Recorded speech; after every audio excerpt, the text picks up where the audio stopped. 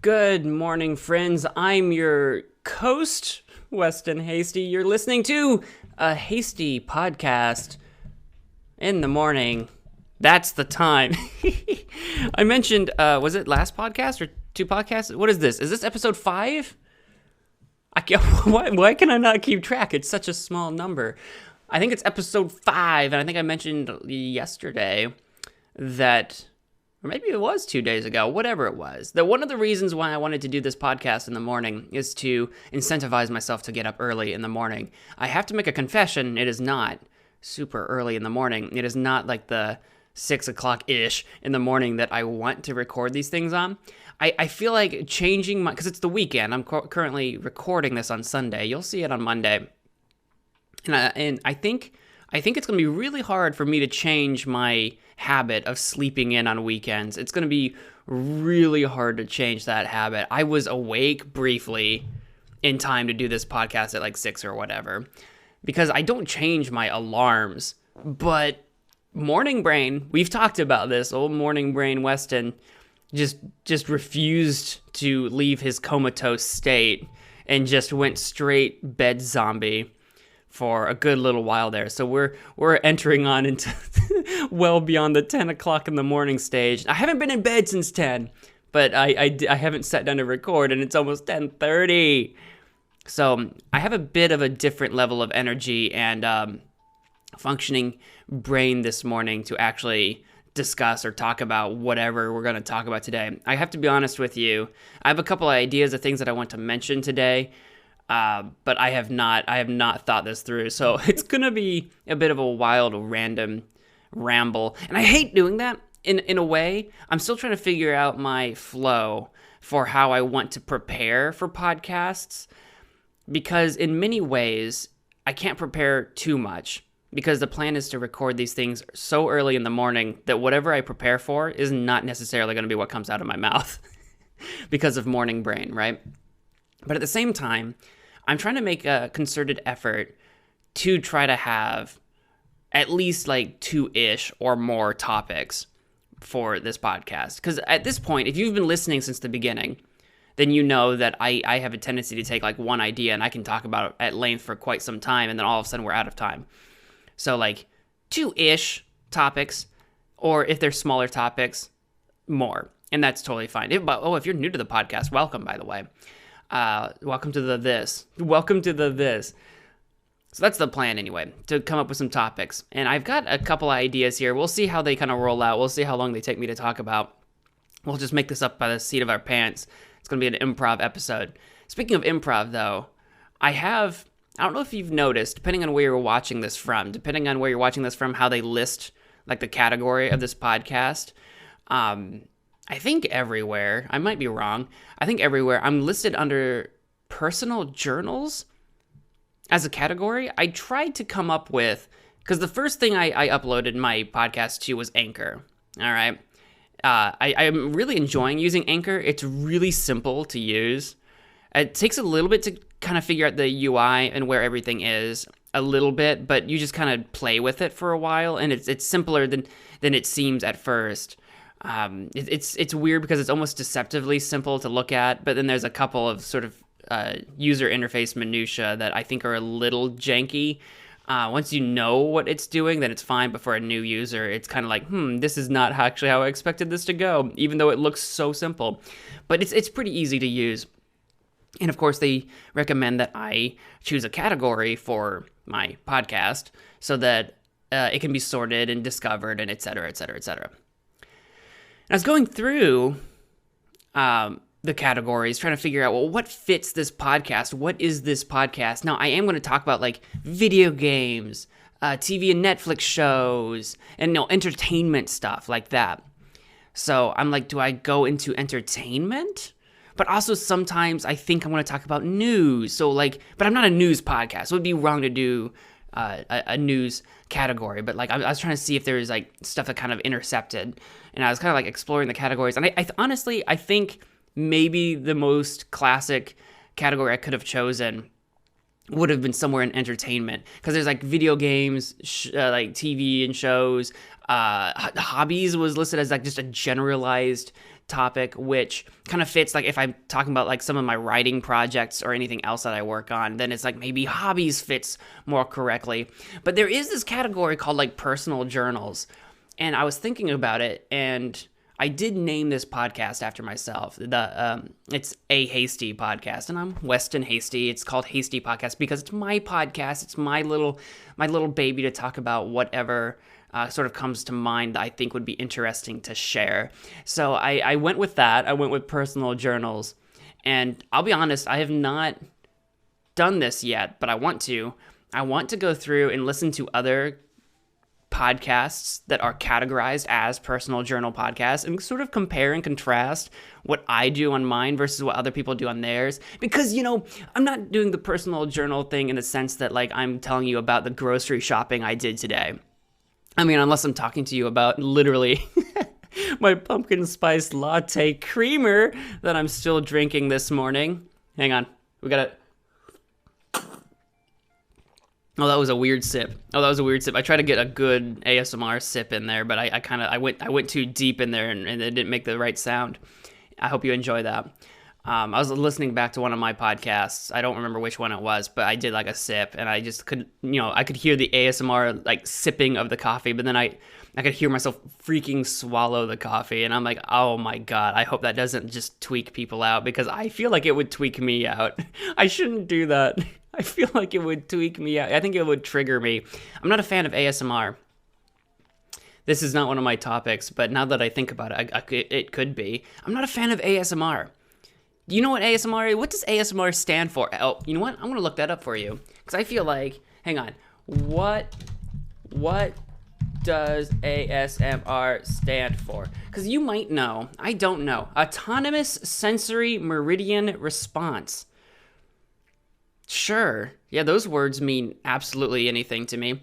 But ASMR in practice on places like YouTube or Twitch or whatever, where people do ASMR streams and videos, are basically just people that make sounds into a microphone, usually, in stereo, so that you can kind of get that full range of 360 motion around a microphone to like hear these sounds. And they're supposed to be like really calming or otherwise affecting sounds to trigger a response from the listener. I don't get it. I've listened to some ASMR stuff that have been intended to do one thing or the other, usually like calming. That's what a lot of people say. A lot of people say that they use ASMR to calm down or to go to sleep by, and it just gives me straight anxiety. Like, not diagnosable hospital anxiety. I don't want to like over exaggerate like what it is my response is, but like it's the closest I can think of where like it's worse than white noise. I can listen to white noise, like rain, or even like just soft like TV sounds in the background, like soft talking or something like that. I can listen to that and like fall asleep, and it's fine. Like it's not gonna like get a rise out of me. But like a lot of the ASMR stuff that I hear of just people whispering into the microphone, getting that kind of breathy, puffy sound, or the raspy stuff, or crinkling like foil and paper and stuff, it is the exact opposite for me. That is not calming. That is the closest word I can think of is anxiety inducing. Like, I don't get it. I don't know if that's because ASMR does work, but it has the opposite effect on me, or if it's because ASMR doesn't work and all you folks that use it are just weirdos. I mean that in the most loving way possible. Don't if you're someone who enjoys listening to ASMR, don't feel attacked. I'm not attacking you. I just don't get it. It just doesn't have the intended effect on me. Every time I have tried to delve into ASMR, which isn't a lot because I can't stand it. I can't stand it, so I haven't delved into that much at all. If you're not someone who participates in ASMR, I recommend just doing some Googling and try to find some tracks. I can't recommend you any good ones because I truly don't know. It doesn't affect me in the way that I think it's intended to. So do some Googling or something. You can try to listen to some ASMR, and you tell me somewhere. Hit me up on Twitter or in a comment section wherever I exist. Wherever you can hit me up. Let me know what you think of listening to ASMR. I would love to hear it because I don't get it. I have at least one friend. I can't remember if some of my other friends have done this as well. I have at least one friend I can think of that has done ASMR and does enjoy ASMR, but I don't know how routinely they use it. But they could attest to its sort of massaging properties, and I don't get it. It reminds me of do any of you remember doing, what were they called, like eye dozers? Do any of you remember those eye dozers? It's not audio, it's not sound, but this is something that I think they did on YouTube at some point, where you stare into the screen while it like flashes like images or patterns or shapes or whatever at you, and you're just supposed to like try to just stare into the screen, and it's supposed to have different effects on you, like make you sleepy or energized, or the really popular ones were the ones that were trying to make you feel like you were drugged up or something like that. Those were the popular ones. I've never done an eye dozer myself. I've had friends who have, and I've had friends that tell me that they work, which is what made me too nervous to try them myself, because there are some really dark ones, like here's some to make you feel depressed. And I'm like, why would you want that? So they always seem like kind of like scary, kind of like cultish, like kind of cultish stuff. I think they were called eye dozers for, as an experiment. Maybe I'll check back on you in the next couple days. Maybe I'll do an ASMR session by myself and an eye dozer session by myself, and I will have a follow-up podcast where I talk about my experience doing that stuff, because I don't get it. I don't really believe in it. I don't believe in its properties of whatever, like healing or whatever. I think if anything, it's probably the power of suggestion. If you're listening to some ASMR that says this will calm you, chances are the reason you're listening to it is because you want to be calm. So it's probably having this like sort of placebo effect where you yourself want to be calm. You're listening to a thing that makes you think you're supposed to be calm, and you sort of calm yourself down. That's my imagining. That's what I think's probably happening, but I don't know anything about the actual alleged science behind this stuff. If there's anything legitimate, or if again it's sort of like a psychological illusion, I'm not entirely sure. I think that sounds like an amazing idea. I think we're gonna have an ASMR sesh and an eye dozer sesh, and then I'm gonna tell you guys all about it. And if you're feeling brave enough, if you haven't done these things, maybe I suggest you try the same, and you hit me up somewhere. And tell me what you think too. We can have like this collaborative like discussion somewhere. I know for sure you can hit me up on Twitter at Weston Hasty. That's where I check. That's what I check the most often. It's sort of my social media of choice. I hate it a lot of times, but also I have a problem. It's an addiction because I can't stand Facebook anymore. I used to be on Facebook back in the day all the time. I think when I started high school is when I started doing Facebook, and I was addicted to Facebook. I was on there all the time. I annoyed my friends and mutuals and stuff on Facebook because I was on it so much, pinging people with status updates and game invites and that kind of thing. I was on Facebook all the time. Now I can't stand it. Facebook drives me insane. I can't do it. And I never got into like some other social media that exists. The only thing that I can kind of think of is like Instagram or Snapchat. Those are very picture based, and I don't take a lot of pictures. I'm not a very picture focused person. I don't know if that's because I don't know if it would sound sexist. I don't want to be sexist about it, but it seems to me like Instagram and Snapchat are especially focused on women, and women I think just take more pictures than guys in general. Call me wrong on that. I think they just do, and I'm a guy. I don't take pictures, so I just often feel like when I'm on Instagram or Snapchat or something that I'm out of place, because I feel like I'm on a platform that's sort of marketed towards women. I'm not going to say for women, because that's kind of like the whole Barbies are for women, boys can't play with Barbies, or monster trucks are for boys, girls can't play with monster trucks. It's that kind of thing that I grew up with, that I don't stand by. So there's nothing that's for girls or for guys, but there are things that are marketed towards men or women. Marketing departments spend millions of dollars trying to target very specific audiences. So anyway, I say all that just to basically say when I'm on Instagram or Snapchat, the majority of people that I follow or am mutuals with on those platforms are women, because those are the folks that I know that actually use it. Some of my guy friends that I know that use those are far and few in between. So, between, it always feels weird to me, like if I'm on Instagram and it's just like one family member maybe that I have on Instagram taking a picture of like their family or their vacation, and then it's like 20 selfies of girls. And then, another family pic. And it's just like, this is a weird platform, man. This is a weird platform. Somewhere in between like vacation photo sharing and like some sort of weird dating app selfie photo album. And I'm like, this is a weird platform. I just can't get into Instagram. Besides, what I've discovered that I really like on Instagram is following art accounts of artists that draw like cartoons or just pieces of art. If you want to follow art accounts, Instagram's got a lot of good ones. Unfortunately, they also have a lot of copycat accounts that steal other people's art, and I'm not savvy enough on Instagram to always know the difference, but I would look out for that and try to report accounts that steal other people's art when you find them, because I hear about artists complain about that on Twitter all the time. Since I use Twitter a lot more, artists that post their stuff and then some Instagram account steals their art, and then I say we because I have participated in this sometimes, we all dogpile onto the copycat account to get them reported and taken off, because I feel like that's just the socially responsible thing to do, is to fight for these artists that are probably already struggling to get any attention to their art, because, the starving artist sort of reality, right, where like it's so hard to get your legitimate work in front of eyeballs, and then when you're finally starting to get traction, other people steal your stuff to try to take all that attention, sometimes money, away from the actual artist that deserves it, and that's just not right. So I feel like it's like a social responsibility to try to defend artists when possible.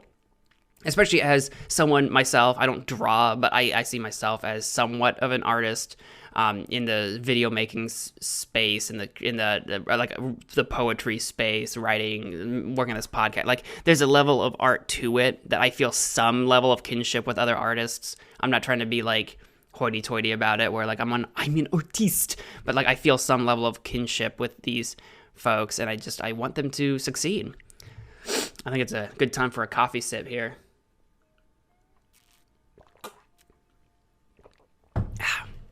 Oh yeah, I have to say, coffee break! Sorry for the interruption, but I would like to tell you about today's sponsor, Anchor. What's Anchor, you ask? Anchor is the easiest way to make a podcast, so easy, in fact, that yours truly uses it. Anchor is free and easy to use. You can record and edit your entire podcast from your phone on Anchor's app or on your computer on Anchor.fm. What's more, Anchor will distribute your podcast for you so that it is available on Spotify, Apple Podcasts, and several other platforms.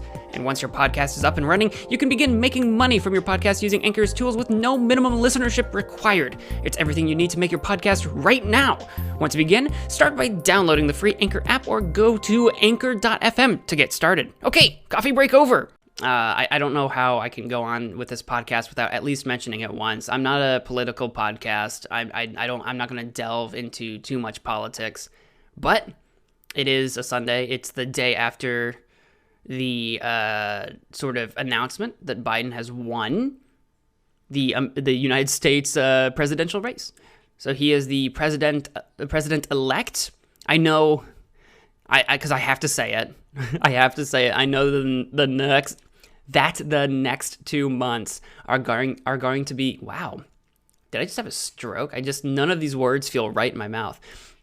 The next 2 months are going to be riddled with recounts and lawsuits, I imagine. And Lord only knows if we find out that anything with the voting changes in terms of numbers or, God forbid, electoral college votes, because no matter what camp you're on, whether you're Democrat, Republican, Independent, moderate, whatever you are, right? It would not be good for America if we started seeing electoral college votes swinging left and right, like, as a result of recounts, because it's only going to draw dubious concern over the validity of the American voting system, and that I would really hate to find out that it's been corrupted, as some folks are indeed claiming. So as the recounts and lawsuits progress, I only hope that we do find out that everything is on the up and up. I'm not necessarily saying I was a Biden supporter.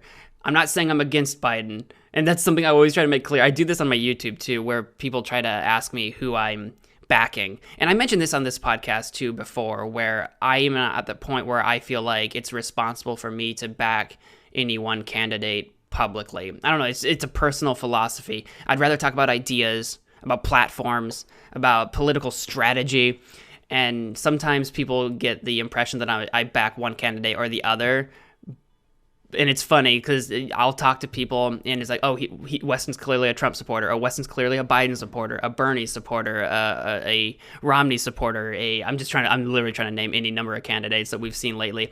But yeah, whatever candidate, what have you. But I try not to actually make it apparent because I would rather people make their own decisions. And as someone who does a lot of talking on the internet, I don't want people making their candidate decisions based on what I say.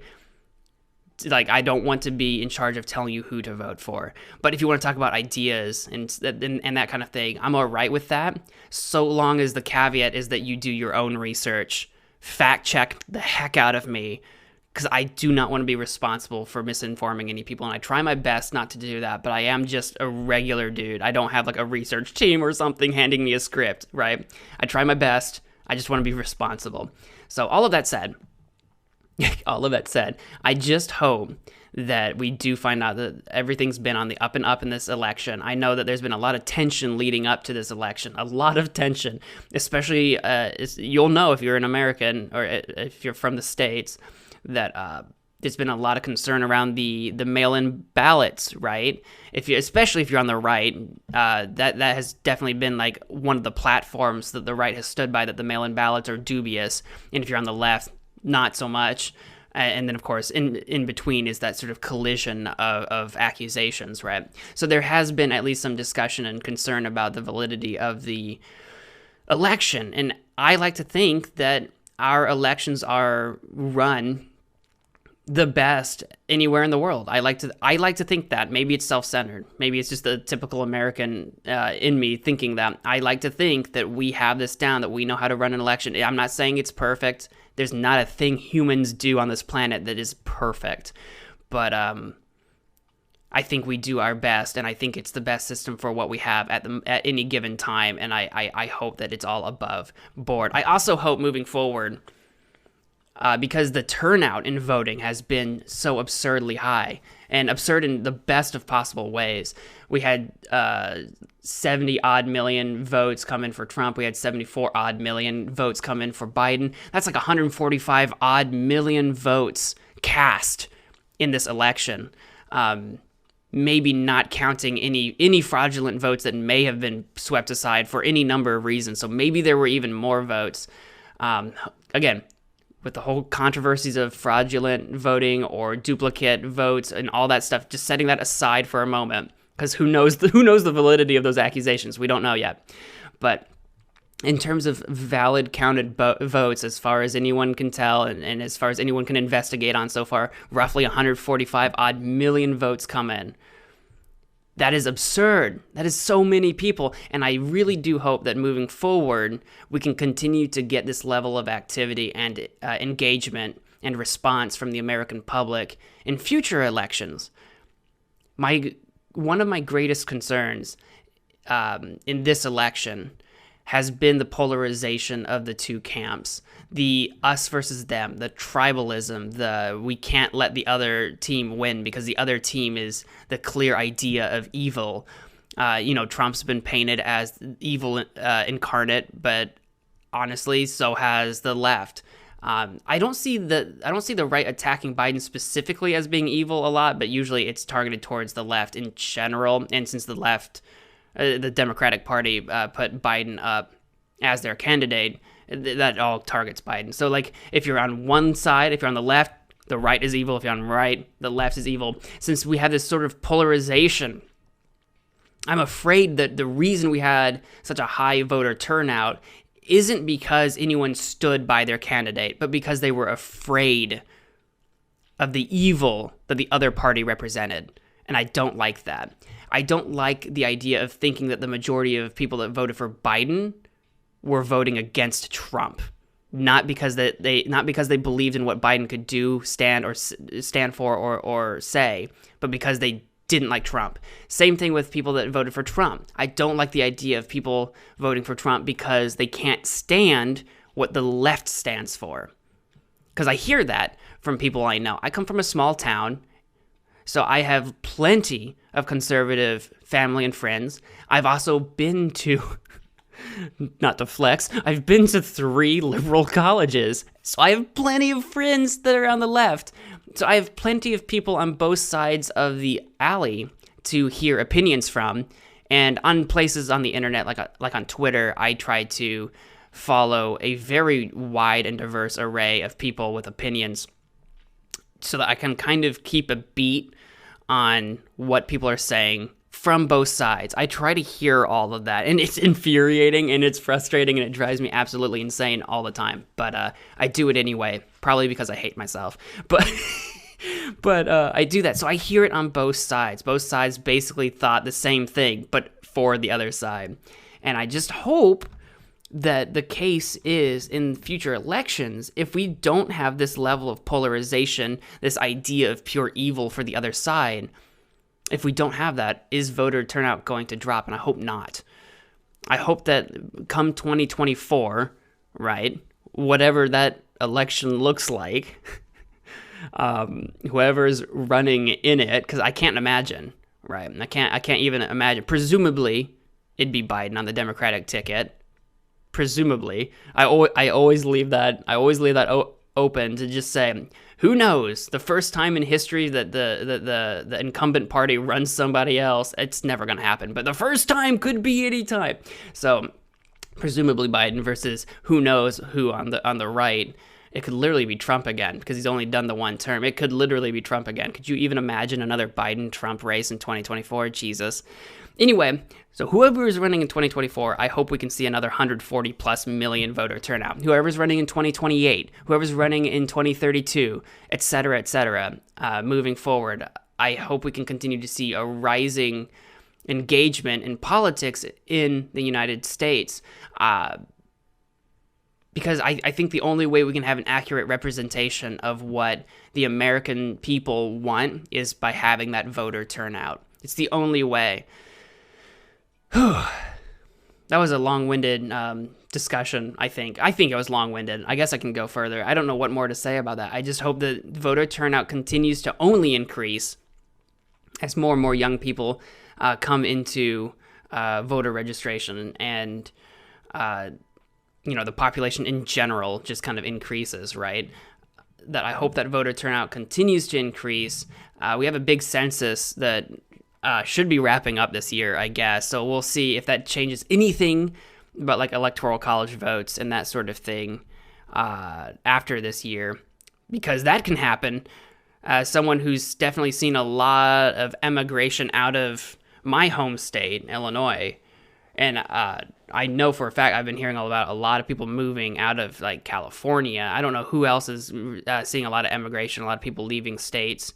So and entering other states. I know Texas has had a huge population boom.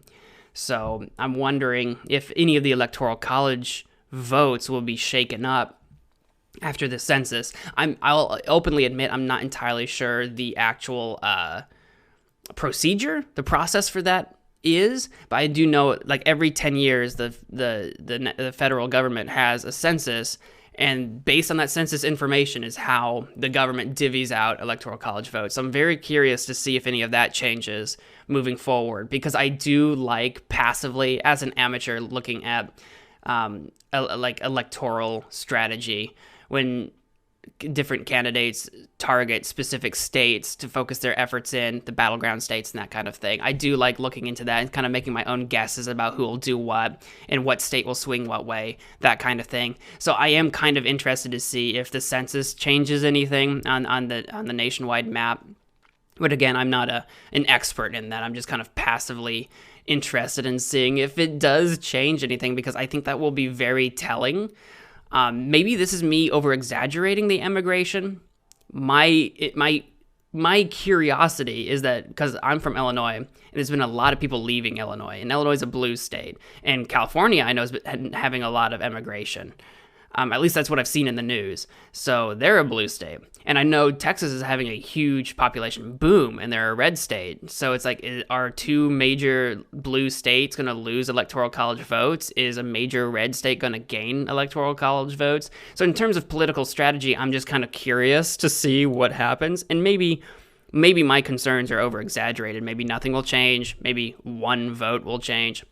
I have no idea. I'm just very curious to see what that looks like moving forward. Oh man, I meant for this Biden tirade. Tirade? Oh, that's not the right word, but this Biden announcement, this Biden presidential election announcement to be just a short part of this podcast, and yet here we are, running right up against the very end of the podcast once again. Yeah, I want to end this podcast. How do I want to end today's episode? How do I want to end today's episode? I do want to say, maybe I shouldn't on the podcast, but it's meant a lot to me. I woke up to a message this morning. James, if you're listening to this from More Than a Podcast, I just want to say that you inspired me basically almost single-handedly to start this podcast.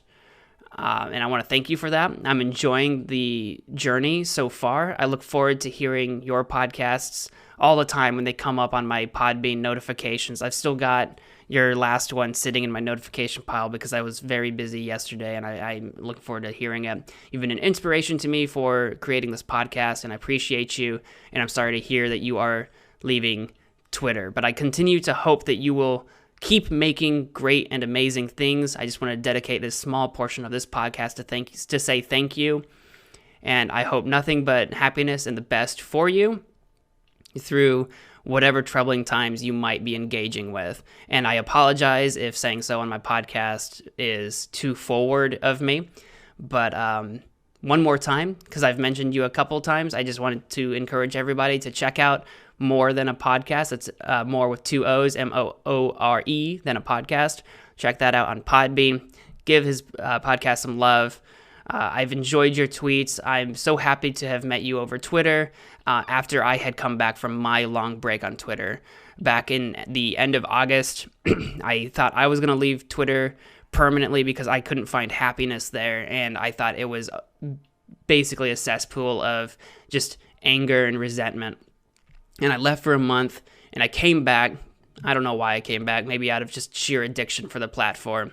And that was when I started interacting with your tweets and your content, and your optimism, positivity, and enthusiasm were one of the reasons I could stay on the platform and find some level of happiness there. I enjoyed engaging with your stuff and reading your tweets, and you will be missed.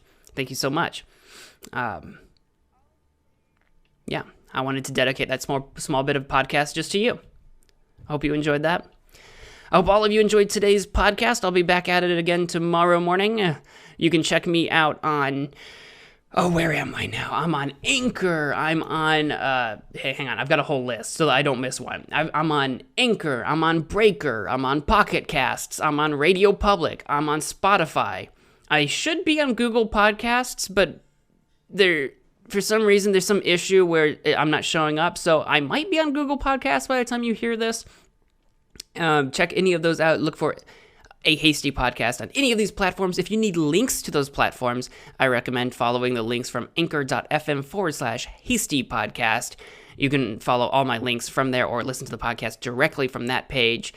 If you forget the name of the Anchor URL, you can also just go to my personal website at westonhasty.com. I have a link there to the pages as well. Thank you all so much for listening. If you enjoyed this podcast, please do all the things that you do for a podcast. Make sure to follow, rate the podcast if that's a thing that you can do on the platform you're listening to. Whatever you can do to help promote the podcast is truly appreciated. Maybe share with your friends. I hope you guys enjoyed hanging out with me for whatever this experiment is, and I hope to see you tomorrow morning. Thank you all so much for watching. Until next time, wash your hands.